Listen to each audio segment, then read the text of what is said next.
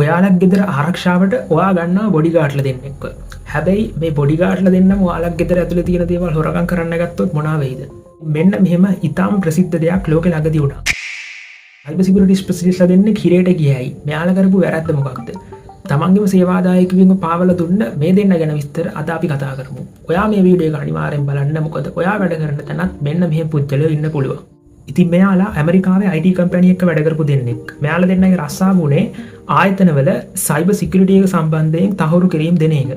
හැබැයි මෙයාලා රහසින්ම Black Cat එහෙමත් නැත්නම් Alpha V කියන ransomware hacker කණ්ඩායමත් එක්ක එකතු වෙලා ඒ තියෙන කණ්ඩායමට මේ ආයතනවල තියෙන secret data ලබා දීලා තියෙනවා. මෙයාලා මේක කරලා තියෙන්නේ හරිම කූට විදිහට. මොකද මෙයාලගේ ජොබ් එකත් එක්ක මෙයාලට පුළුවන් ඒ ආයතනවල තියෙන සර්වර්ස් වලට පර්මිෂන් එක ඇතුවම ඇතුල් වෙන්න. ඉතින් මෙයාලා මෙහෙම ඇතුල් වෙලා ඒ සර්වර්ස් වල තියෙන data අරගෙන ඒ data duplicate කරගෙන තියෙනවා.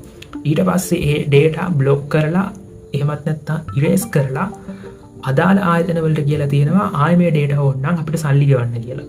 ඉතින් සාමාන්‍යයෙන් පිටතින් එන attack එකක් මෙහෙම නවත්තන්න පුළුවන් වුණත් ආයතනයක ඇතුළෙම ඉන්න මිනිස්සෙක් මේ වගේ දෙයක් කරද්දී ඒ වගේ දෙයක් නතර කරන්න ගොඩක් අමාරුයි. මොකද කවුරුත් ළඟ ඉන්න මිනිස්සුන්ව ලොක්කොට අවිශ්වාස කරන්නේ නැහැ. ඉතින් සයිබර් සිකියුරිටි ස්පෙෂලිස්ට්ලා කියන විදිහට මේක වැටෙන්න ඉන්සයිඩර් ත්‍රෙට් එකක් විදිහට. ඒ කියන්නේ ආයතනයේ ඇතුළේ ඉන්න මිනිස්සුම තමයි මේ attack එක සිද්ධ කරලා තියෙන්නේ.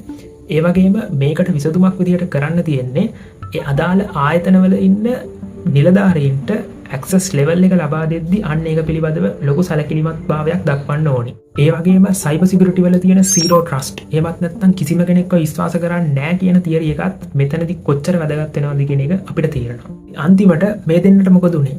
මේ දෙන්නට අවුරුදු 4ක සිර දඩුවම් නියම වුණා. ඒ වගේම මෙයාලගේ රස්සාවත් ඉවරයි, මේගොල්ලෝගේ ගෞරවෙත් සම්පූර්ණයෙන්ම ඉවරයි.